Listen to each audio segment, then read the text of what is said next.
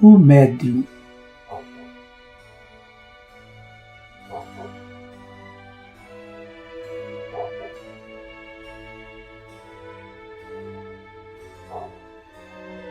O que é um médium?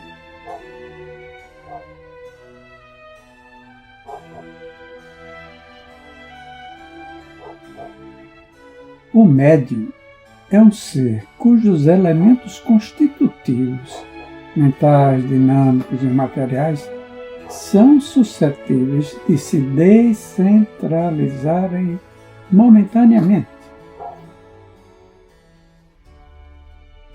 A tendência inata à descentralização nestes seres é reforçada pela prática da mediunidade.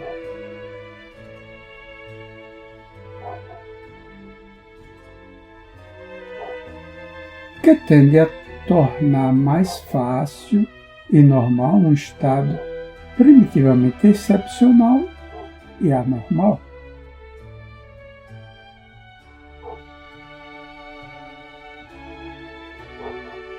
Tendência inata, eu disse. Com efeito, a mediunidade é hereditária.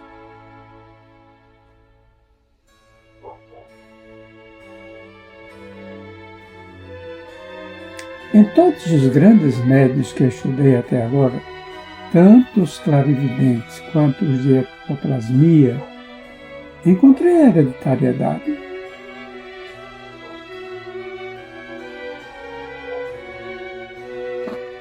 Às vezes a herança é direta, outras vezes provém de antepassados ou colaterais.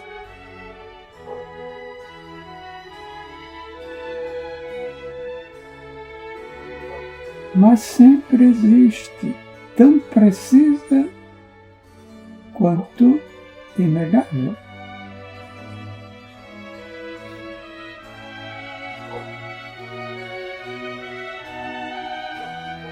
A mediunidade também pode ser descrita como um dom hereditário.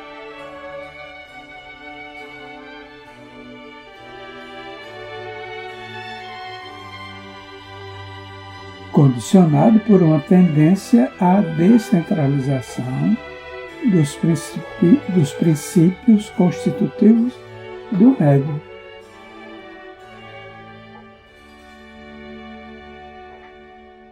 Esta noção da herança do dom mediúnico permite compreender até certo ponto por que a mediunidade é tão rara no Ocidente.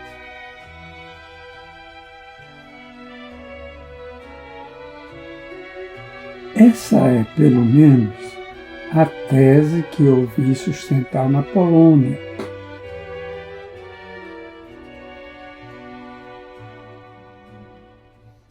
Para os poloneses, na Europa Ocidental, a Inquisição e os processos contra a feitiçaria extinguiram em grande parte a raça dos médiuns.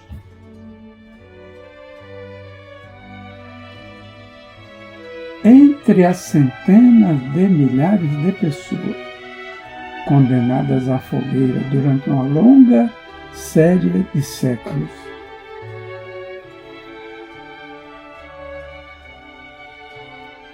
havia, além de uma maioria de histéricas, uma importante minoria de verdadeiros médiuns.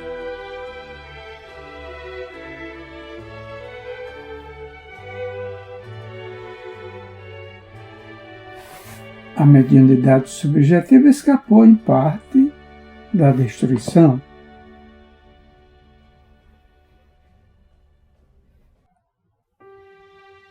Mas a mediunidade objetiva, mais fácil de se revelar, mais chocante, deve ter sido quase extirpada.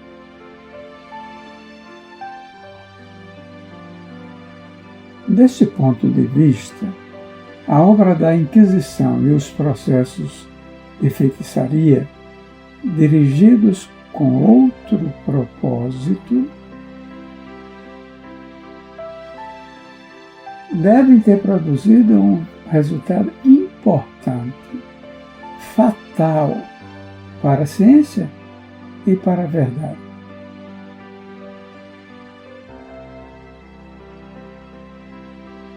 Na análise do dom mediúnico, encontramos duas verificações importantes, tanto do ponto de vista prático quanto do teórico.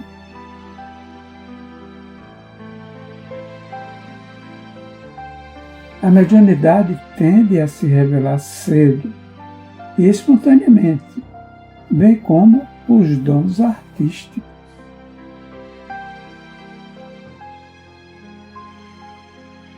A mediunidade, apesar da diversidade de suas manifestações, é de essência única.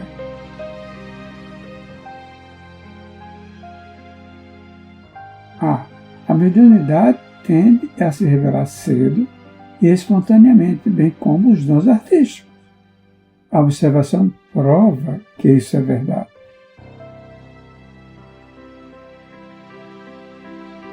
Todos os grandes médiuns nascem médiuns e morrem médiuns.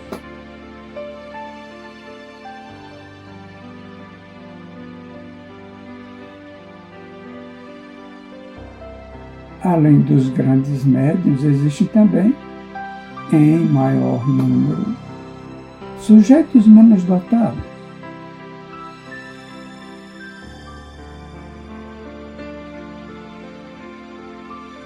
A evolução do seu dom dependerá da prática e da preparação.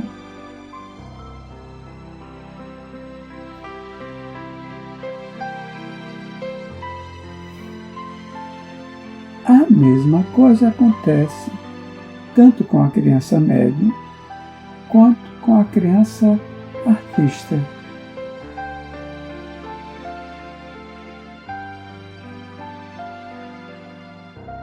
B. A mediunidade, apesar da diversidade de suas manifestações, é de essência única.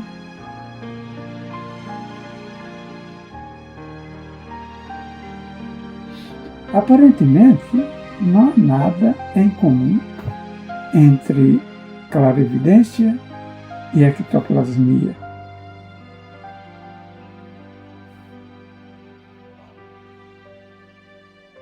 No entanto, elas certamente são da mesma essência.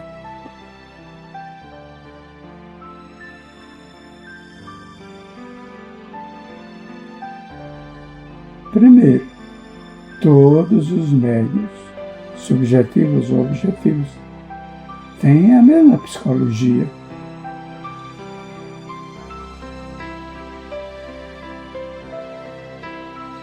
Sugestionabilidade, hipersensibilidade, instabilidade de humor, caráter caprichoso e colérico, etc., são encontrados neles.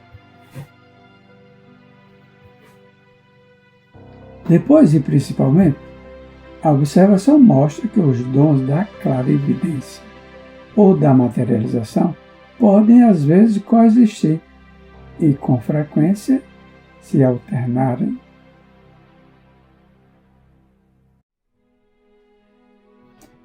Como exemplo de dons físicos e psíquicos coexistentes, citarei o de Franek Kluski.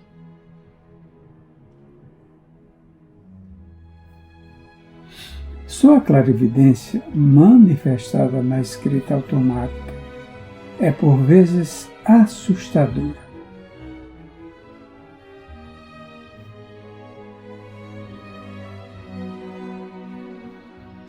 Franek é verdadeiramente um médium universal, o rei dos médiuns contemporâneos.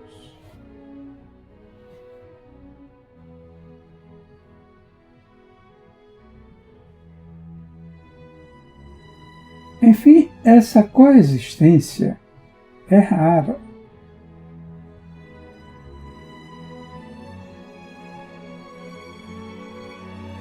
O mais frequente é existir uma alternativa clara entre mediunidade intelectual e mediunidade física.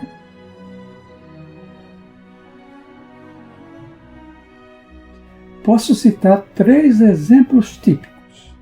Primeiro, a médium Eva-si, em certos períodos de sua vida, apresentava fenômenos de ordem intelectual muito notáveis. Já aconteceu de ela ler automaticamente, em uma tela imaginária como em uma tela de cinema, páginas de filosofia.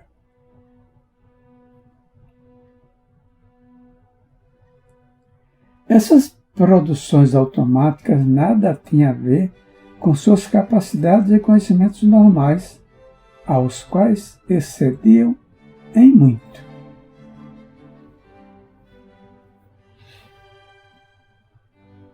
Era muito interessante.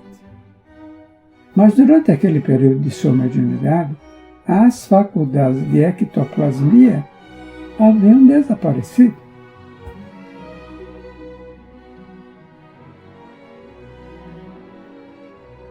Dois, o grande clarividente Stefan Osowiecki produziu, sendo adolescente, fenômenos extraordinários de telecinesia. Mas sempre, nesses períodos, sua clarividência ficava eclipsada.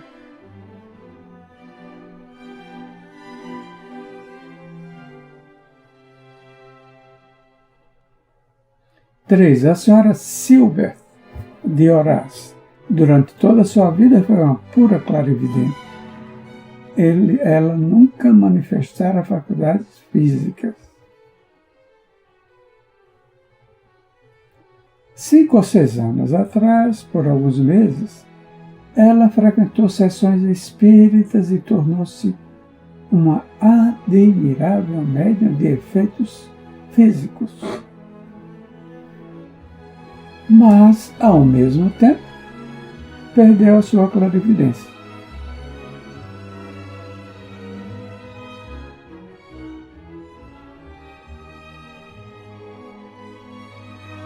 Essas verificações são muito importantes.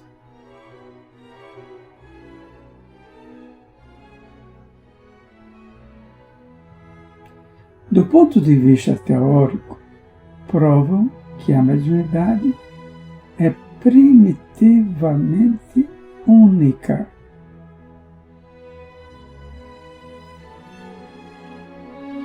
Um médium muito jovem é um médium universal, capaz de todas as potencialidades.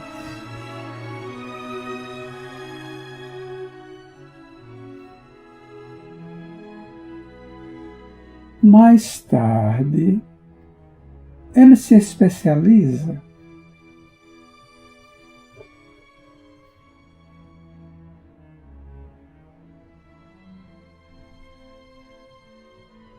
Ele sente-se conduzido por afinidades pessoais ou por tendência hereditária a exercer apenas esta ou aquela faculdade e virtualmente perde as outras.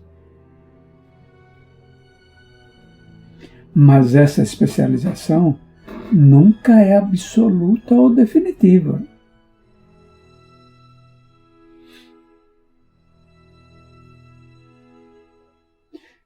De qualquer forma, é excepcional a mediunidade física e as manifestações intelectuais manifestarem-se simultaneamente no mesmo indivíduo.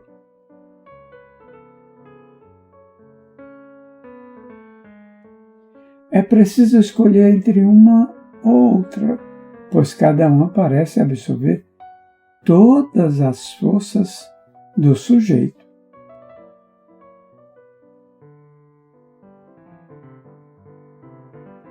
Do ponto de vista prático, as verificações anteriores podem permitir encontrar e educar os médiuns de forma racional.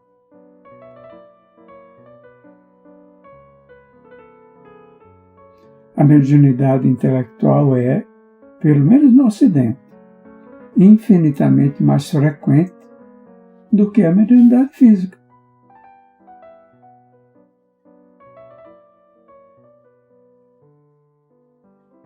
Ora, vimos que não é impossível transformar um médium clarividente em um médium de materializações,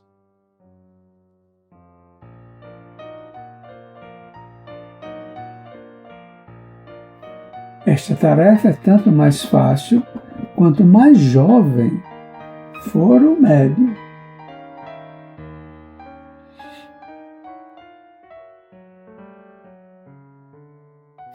Mas pelo menos em uma pessoa idosa, continua a ser praticável. É questão de tempo e paciência.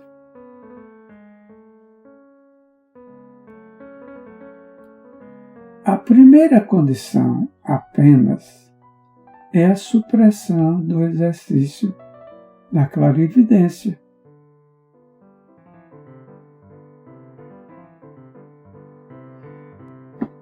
Não estou falando sobre a educação racional dos médios, pela singela razão de ainda faltarem documentos sobre o assunto.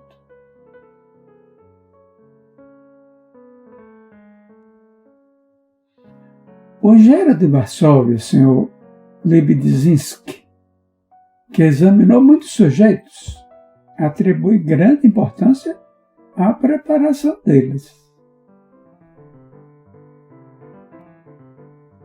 Ele acredita que a maioria tem tendência a repetir os fenômenos que tiveram a oportunidade de observar em outros sujeitos.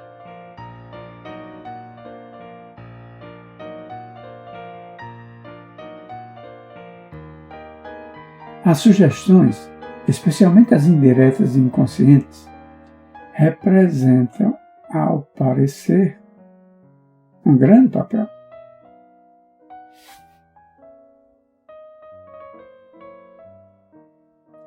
O Sr. Lebedzinski acredita que de agora em diante, com os médios jovens e novatos, será possível se obter fenômenos novos e cada vez mais variados e poderosos. O futuro mostrará o que houver de exato nessa hipótese.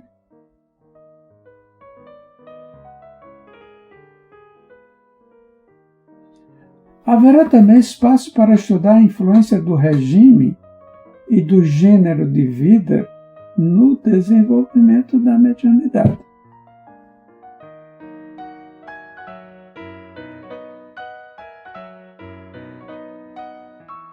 Os orientais, ao que parece, submetem os sujeitos ao regime vegetariano puro.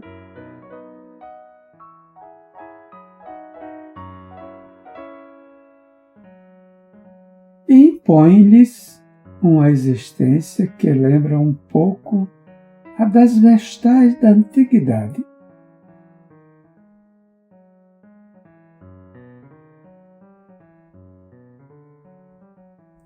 Eles também afirmam que os experimentadores devem observar certas condições de vida e certos procedimentos empíricos. No Ocidente não temos experiência alguma desses métodos de preparação.